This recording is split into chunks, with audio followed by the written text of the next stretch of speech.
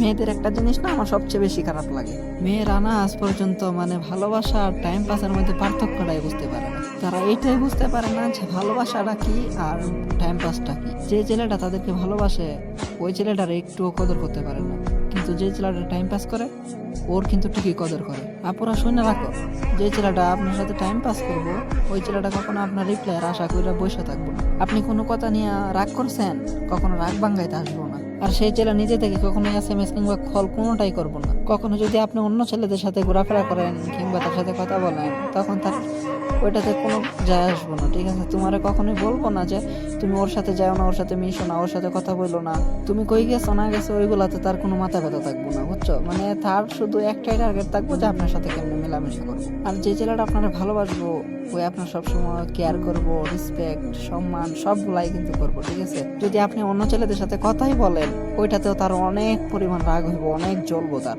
মানে সে এইগুলো মাইনা নিতে পারবো না এক কথা। আর ওরে কিন্তু আপনার বইলা দিতে হবে না, ওরে জোর করতে হবে না, ও কিন্তু নিজে থেকে আপনার SMS দিতে থাকবো, কল দিতে থাকবো।